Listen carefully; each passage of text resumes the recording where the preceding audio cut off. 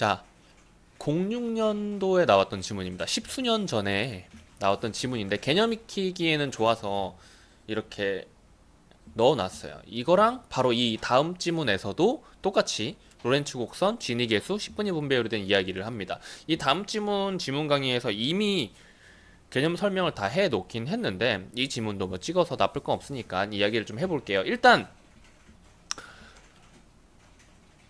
어떻게 봐야 될지 확인부터 해야겠죠. 1문단에서 어떻게 봐야 될지. 소득 분배에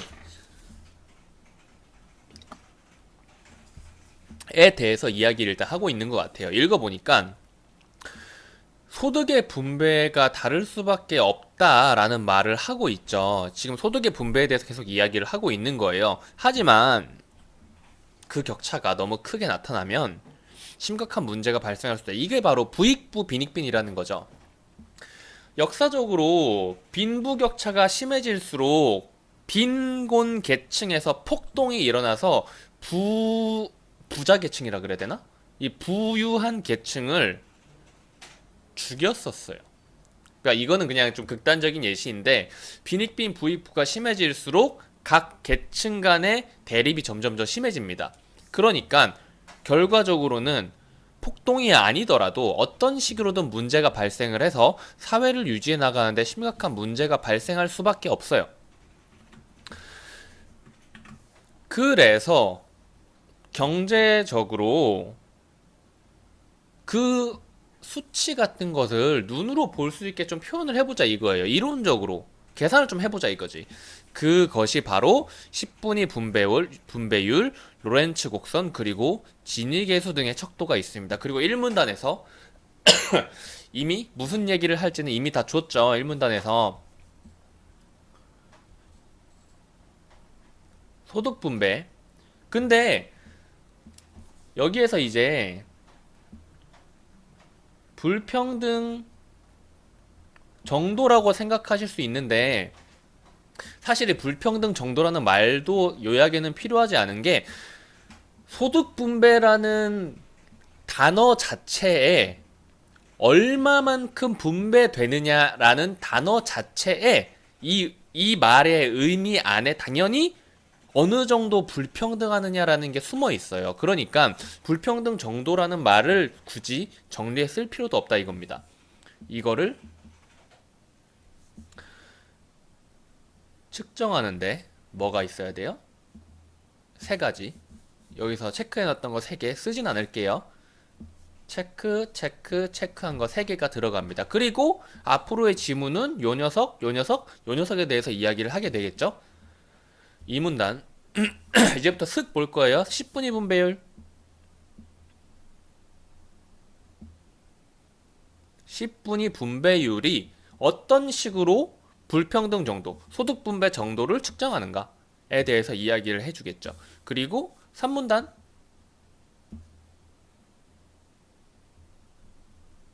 로렌츠 곡선, 여기에선 이거 하나 동그라미 쳐주면 끝나는 거고 여기에선 요거 하나 동그라미 쳐주면 끝나는 거고요.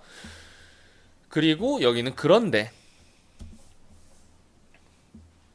4 로렌츠 곡선으로 판단 못하는 경우 진위계수다. 그리고 5문단에서는 이런 소득 불평등 정도를 완화시키기 위해서 많은 나라들이 이러한 소득 재분배 정책을 펴고 있다고 합니다. 사실 이건 동그라미 쳐야 되는 단어이긴 한데 여태까지 그냥 이렇게 흐름을 잘 이해를 했으면 굳이 동그라미를 칠 필요도 없어요. 그리고 마지막 문단. 그러나 딱딱딱딱딱 보시면은 소득 재분배 정책의 단점 and 개선 방안에 대해서 이야기를 하고 있는 겁니다. 오케이? 이제 여기에서 요 정도 큰 흐름 읽는 것까지는 사실 1분 미만 1분? 1, 2분 안에 다 해결하고 문제로 들어갈 수가 있겠죠. 사실 좀 빨리 읽는 거 익숙해지면 1분 정도면 읽을 수 있거든요. 이런 흐름만 딱 파악하는 걸로는. 그리고 나서 문제로 가서 문제에서 요구하는 것들을 찾아가지고 10분위 분배율을 물어보면 10분위 분배율 쪽으로 가고, 로렌츠 곡선 물어보면 로렌츠 곡선 가고, 지니계수 물어보면 지니계수 보고, 소득 재분배 정책이랑 아니면 단점이랑 보완점 물어보면 맨 마지막 부분 보고, 이런 식으로 문제를 푸는 건데, 여기서 이제 설명이 좀 필요한 게 바로 이 10분위 분배율, 로렌츠 곡선, 그리고 지니계수라는 개념이죠. 이 개념에 대해서 설명을 해 드릴게요. 이거 이제 지웁니다. 10분위 분배율부터 이야기를 해볼게요. 10분위 분배율이라는 녀석이 있는데 보시면 이 공식 자체가 하위 소득 40%의 소득 점유율 을 여기 아니죠? 상위 소득 20% 점유율로 나눈 비율을 말하는데, 그러니까 상위 계층, 돈이 많은 사람들 같은 경우에는 돈이 없는 사람들보다 많이 가지고 있죠. 무슨 말인지 알겠어요? 이 사람들보다 돈을 많이 가지고 있어요. 그쵸? 그런데 10분위 분배율이라는 녀석 자체가 하위 계층 전체 인구 중에서 못 사는 하위 계층 40%가 가지고 있는 돈의 전 재산을, 모든 재산을 전부 다 합친 거를 이야기를 하고, 상위 점유율은 그러니까 이 국가 인구 전체의 재산 중에서 하위의 40%가 차지하는 비율을 이야기를 하는 거고, 상위에도 마찬가지로 상위 20%가 가지고 있는 재산의 비율, 그러니까 국가 전체의 재산에 비해서 그런 비율들을 이야기를 하는 건데, 그러니까 이 점유율이라는 것이 하위 소득 40% 점유율과 상위 소득 20%의 점유율을 비교를 하는 건데, 뭔 말을 지금 계속 뭔가 말이 헛돌고 있는 느낌이죠. 어쨌든 간에 이 10분위 분배율은 어떤 개념을 가지고 있냐면, 이게 불평등해진다는 의미는 뭐예요? 소득이 불평등해진다는 의미는 부익부 빈익빈이 더 심해진다는 거죠. 그쵸? 그러면 하위 소득 40%에 해당하는 사람들의 소득 점유율은 더 낮아지게 될 것이고, 상위 소득 20%를 차지하는 이 사람들의 점유율은 점점 더 높아지게 될 거예요. 왜냐면 이 사람들이 돈을 더 많이 벌고 이 사람들이 돈을 덜 벌게 될 테니까요. 그게 부익부 빈익빈이 심해지는 거죠. 이렇게 될 경우 10분위 분배율은 어떻게 돼요? 더 낮아지겠죠. 감소, 낮아짐. 이 낮아질수록 불평등하다는 말입니다. 여기에 그대로 나와 있죠. 그리고 다음에 로렌츠 곡선 이야기를 해볼게요. 로렌츠 곡선은 좀 읽어볼게요. 나도 바로 막 썰풀 정도로 기억이 안 나네. 정사각형의 상자 안에 가로축에는 저소득 계층부터 고소득 계층까지를 차례대로 누적한 인구. 이거 그림을 잘라냅시다.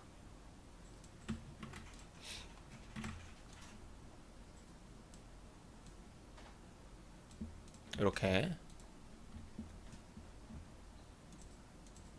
잘라내서 보면, 가로축은 이것도 인구의 누적 비율이죠. 여기가 저소득층, 여기가 고소득층도 비슷해요.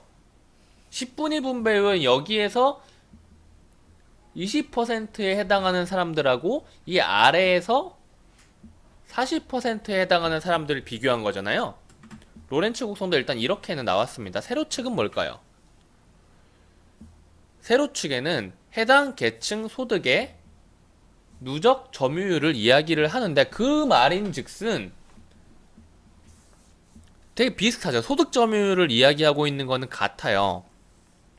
만약에 모든 사람들이 똑같은 소득을 얻고 있다면 이 로렌츠 곡선은 직선이 될 거예요. 그러니까 인구 수가 1 증가하면 소득의 점유율이 1 증가하는 요런 정비례하는 직선을 가지겠죠. 기울기가 1인 직선을 가지게 될 거란 말이에요. 그런데 이게 점점 불공평해질수록 이 그래프는 어떻게 될까요? 불공평해질수록 저소득층이 갖게 되는 소득의 누적 점유율, 그러니까 소득의 크기, 그냥 1차적으로 소득의 크기라고 생각하시면 되는데, 이 소득의 크기가 이 사람들의 인구 비율과 정비례하는 게 아니고 이 사람들이 갖게 되는 소득의 크기가 점점 더 낮아질 거예요. 무슨 말인지 알겠어요? 그러니까 이 그래프가 파인 정도가 더 클수록 부익부 빈익빈이 더 심해지는 거죠. 오케이? 그래서 일반적으로 로렌츠 곡선이 평평하여 대각선에 가까울수록 평등한 소득 분배를, 그리고 많이 구부러져 직각에 가까울수록 불평등한 소득 분배를 나타낸다. 예를 들어서 우리나라의 로렌츠 곡선이 미국의 로렌츠 곡선보다 대각선에 가깝게 나타난다면 한국의 소득 분배가 미국보다 더욱 평등하다는 의미하는데, 이거 의미를 알겠죠? 보시면은 이렇게 생긴 녀석이랑 그리고 이렇게 생긴 녀석이랑 비교를 해보면 여기까지 오는데 인구의 누적 비율이 적어도 70%는 되겠죠. 하지만 이 하위 70%가 갖게 되는 소득의 누적 점유율이 30% 정도는 되겠어요? 거의 안 될 것 같죠. 그리고 이 나머지 이 부분이 뭐예요? 상위 30%의 계층이 가지는 소득이 나머지 70%나 다를 게 없다. 뭐 이런 이야기를 하고 있는 겁니다. 여기서는 뭐 예. 그렇게 보시면 되겠네요. 여기에서부터 어떻게 그려야 되냐? 다시 그려보면 70%까지의 인구가 하위 계층이 30%까지를 차지하고 나머지 30%의 상위 계층이 남은 70%의 돈을 전부 다 가지고 있다라는 의미로 보시면 되겠습니다. 자, 그리고 여기서 이제 그런데 두 나라의 로렌츠 곡선이 서로 교차하는 경우 소득 분배 상태에 대해서는 아무런 판단을 내릴 수 없다. 그러니까 교차가 뭘까요? 내가 볼 때는 그래프가 하나는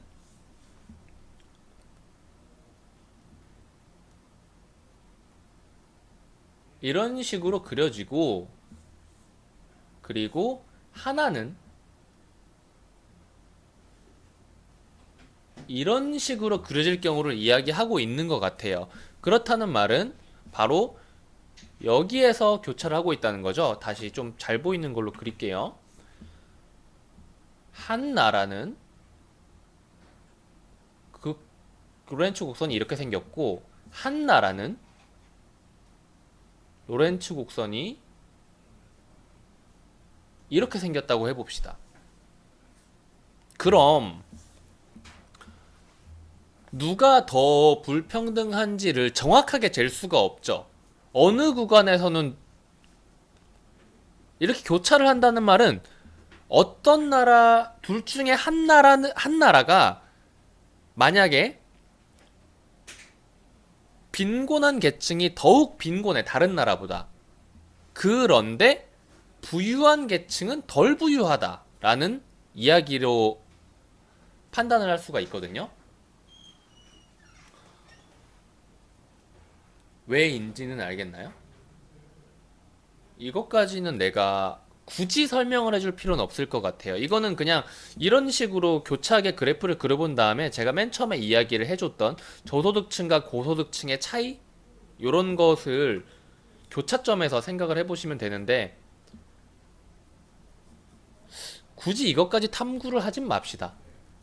아무튼 이렇게 엇갈린다는 것은 완벽하게 이 두 나라가 부의 분배 정도가 차이나는 수준이 아니라 어느 수준에서는 엇갈리게 누가 더 좋고 누가 더 나쁜가가 어느 정도 수준 이상 이하에서는 서로 반대대로 반대가 되는 식으로 나온다는 말이거든.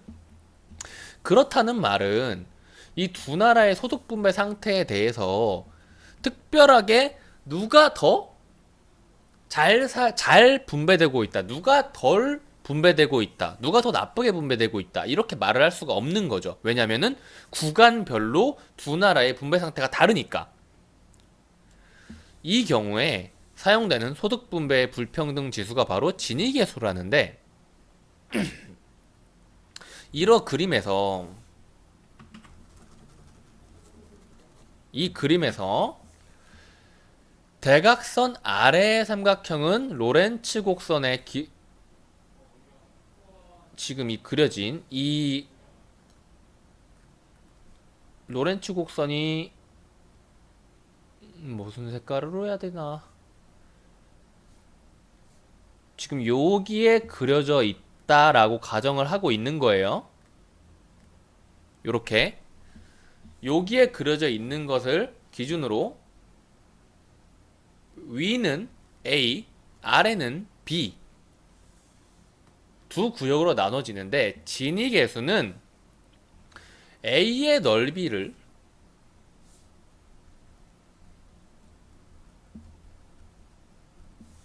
A와 B를 합한 넓이로 나눈 비율이래요. 이거는 뭐예요?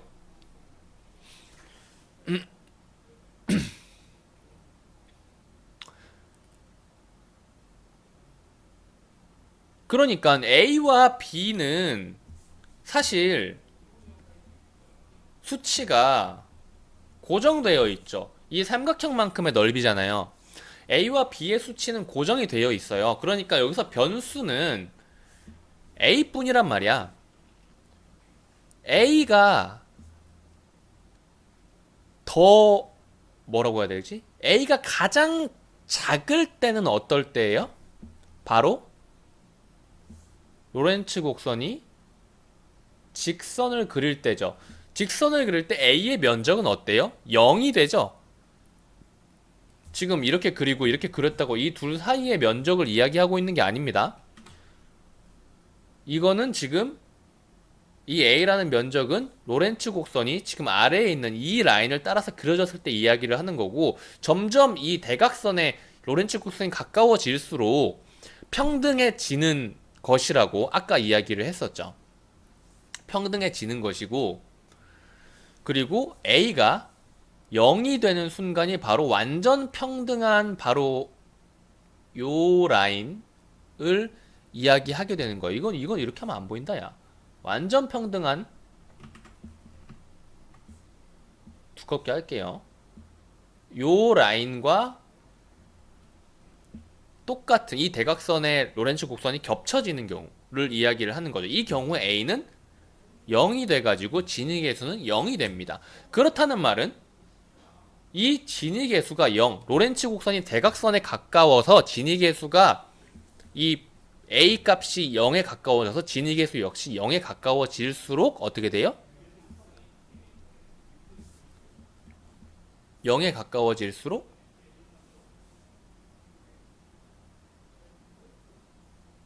0에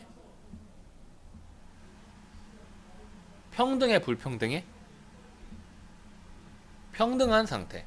그리고 이 진위계수 값은 a 더하기 b분의 a니까 a가 완전히 인구의 99.9%가 누적 점유율, 소득 누적 점유율의 거의 0%에 가까운 값을 가지고 진짜 최상위 몇 명만, 인구의 0.00001% 몇 명만이 이 국가의 모든 재산을 다 가지고 있을 때는 완벽하게 불평등하죠. 이런 경우를 로렌츠 곡선을 그려보면은 이 기울기가 점점 이 아래로 가가지고 거의 직각에 가까운 형태가 됩니다. 그렇다는 말은 B의 영역은 거의 0에 가깝고 A 영역이 이 모든 것을 차지하게 될 거예요. 근데 어쨌든 간에 A 플러스 B로 이 면적은 삼각형으로 고정이 돼 있죠. 그리고 A라는 이 면적이 이 삼각형과 거의 동일해질 경우에는 최대 이 진위계수는 A 더하기 B분의 A니까 1이라는 숫자를 가지게 됩니다. 이 1에 가까울수록 불평등하게 되는 거죠. 이 진위계수는 결국 0과 1 사이의 값을 가지게 된다라고 이야기를 하는 겁니다. 그리고 이 진위계수를 어떤 식으로 계산하는지는 궁금해하지 마세요. 이 값은 주어집니다. 문제로 나오면. 저도 이 그래프에서 이 A와 B의 면적을 계산하는 방법을 몰라요. 이 진위계수 그냥 주어지는 거라고 생각하시면 됩니다. 요렇게 개념을 익혔고, 사실 이 두 부분은, 두 문단은 읽을 필요가 없죠. 읽을 필요가 없다기보다는 제가 설명해 드릴 필요는 없죠. 여기까지 하겠습니다.